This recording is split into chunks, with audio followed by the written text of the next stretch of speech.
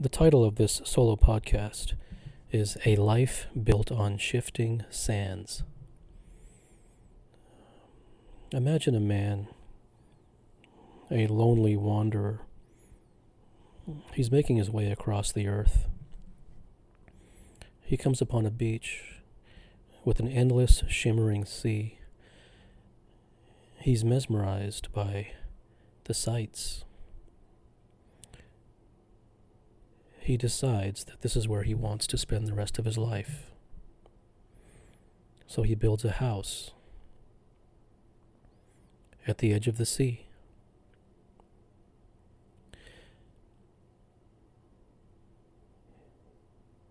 He creates a family. Years go by. He finds a profession. More years go by.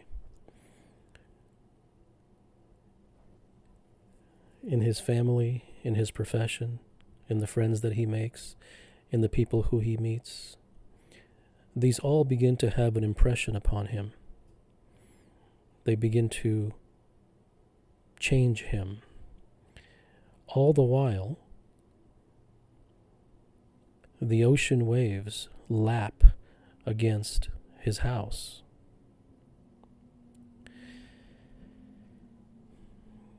After years, he doesn't recognize who he is anymore. He finds that the things that he says are the very same things that others in his life say. He finds himself going through strange emotions, such as anxiety and turmoil, and pain and fear and sadness. He begins to have many questions. But all the answers that he receives prove to be dead ends. And then he dies, never having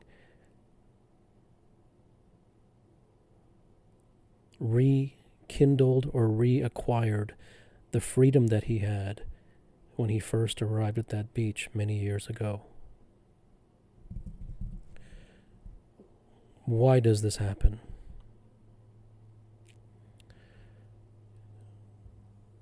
There is a belief, and it is an instinctive belief of the mind, that the procurement of things, the additions to one's life in the form of people and wealth and friendships and success, that all of these things bolster his life. They create more, quote, meaning and, quote, purpose, and they create a richer experience of life. These are the instinctive beliefs. But if we examine a human being's life, even your very own, what we see is that a human being is lost. In every aspect of his life, there are varying degrees of turmoil. There are varying degrees of unrest. There are endless fractures. Everything in his life is broken, and he is in the stages of mending and repairing it. Nothing is whole. A human being is always in the stages of construction. He is always putting out fires. He is always sealing leaky windows.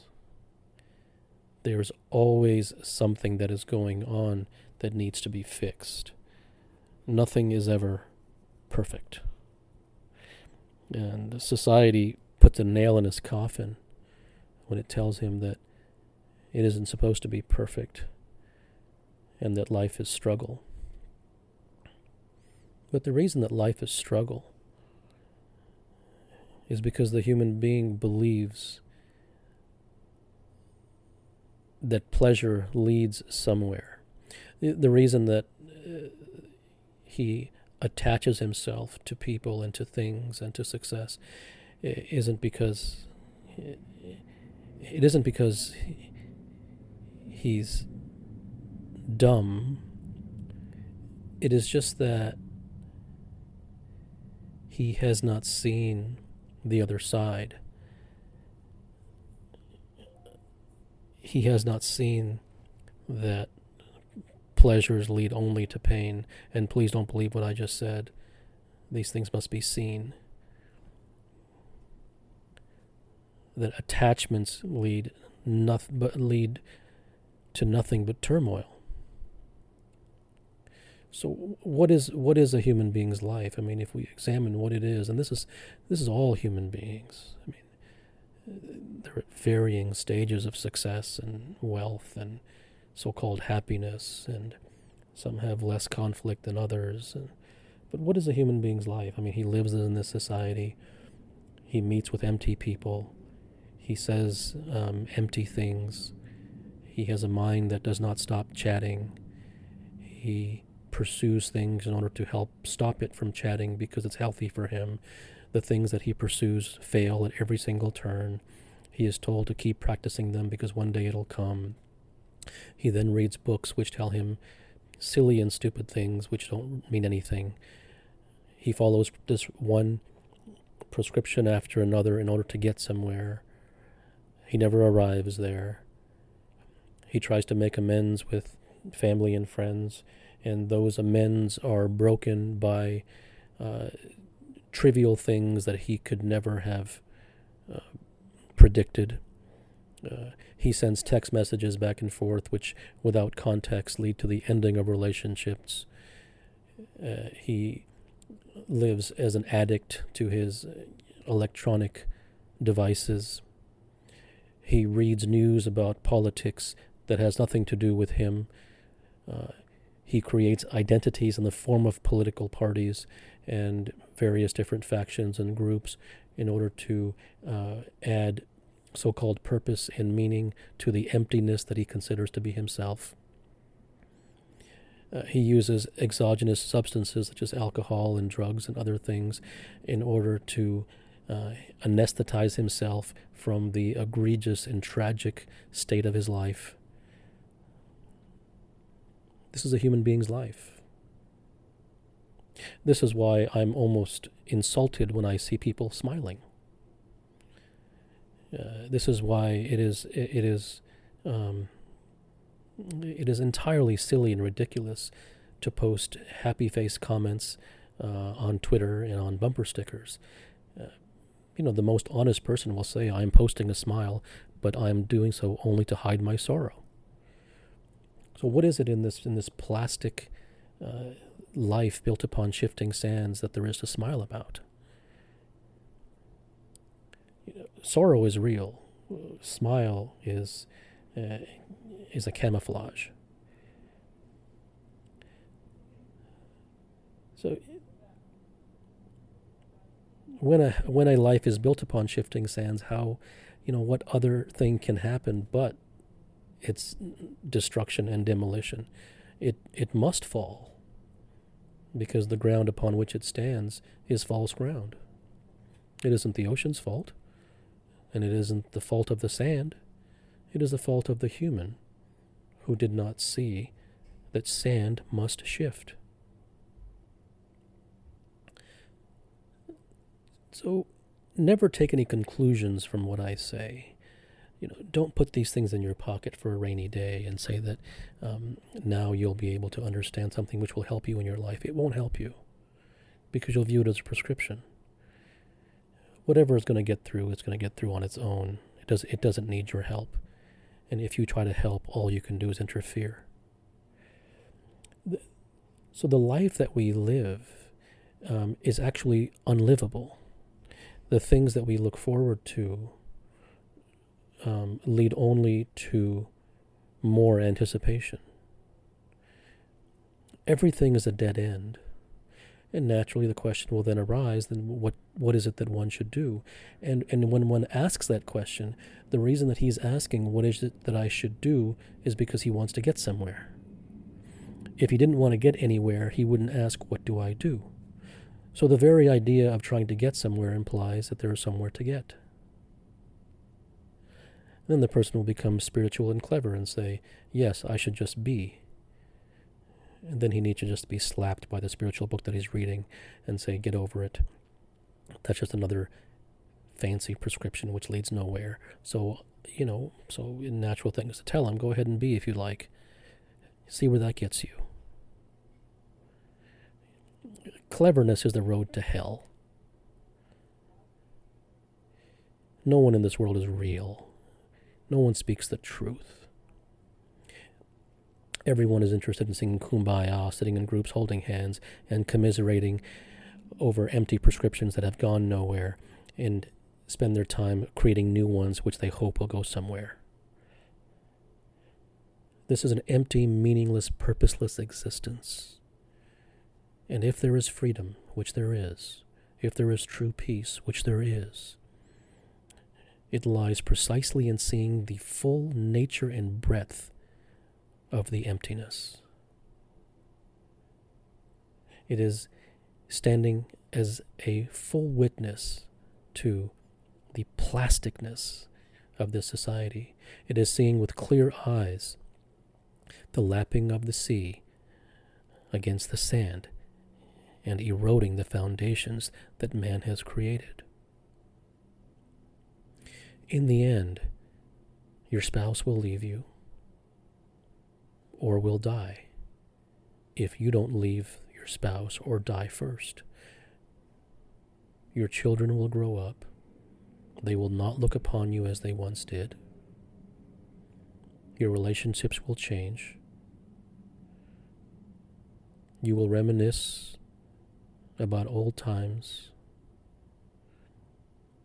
Memories will torture you. No matter how wealthy you are, you will not take a nickel with you.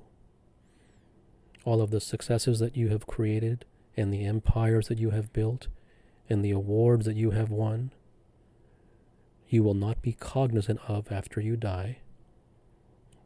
And whether your name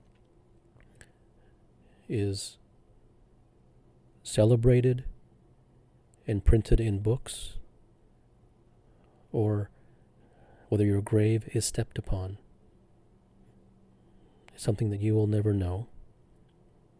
You will never reap the rewards of being celebrated, and you will never feel the pain of being stepped upon, because you will not be here. So all things lead to dust. And if there is a secret, it is to recognize that dust while one lives, so that he does not become attached to anything. And if you use this as a prescription to try to not become attached, you will gloriously fail yet again.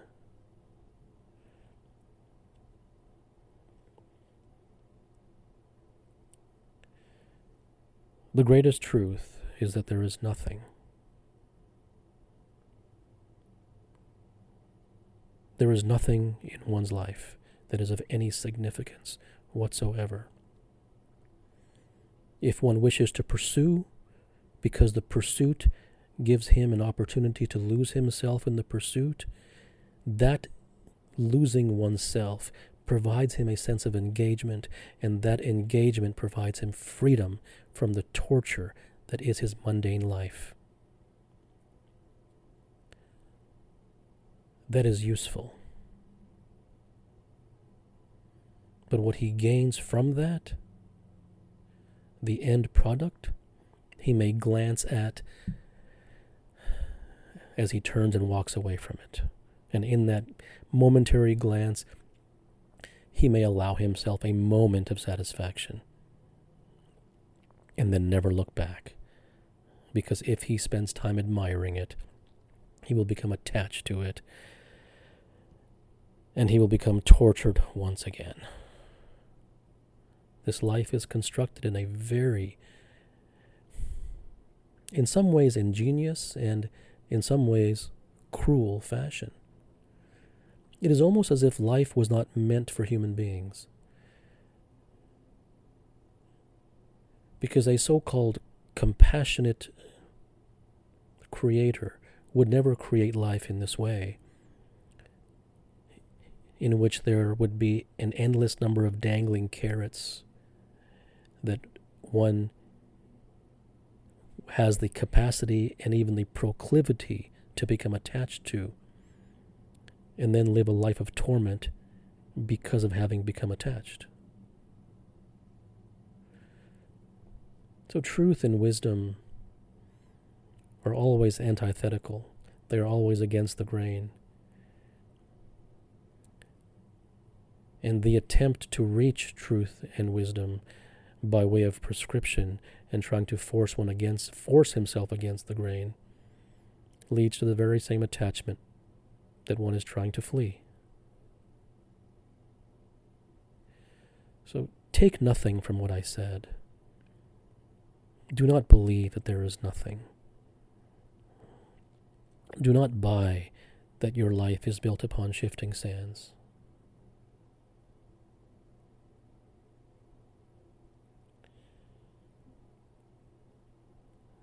If you wish, examine this day. Watch the words that come out of your mouth. Objectively examine the things that come into your ears.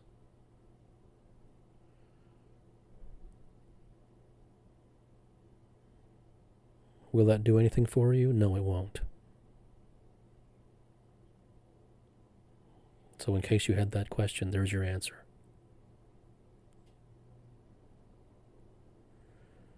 Freedom lies in viscerally coming to the realization that no one in this world can do anything for you, that all pleasures lead to destruction, that attachment is the road to hell,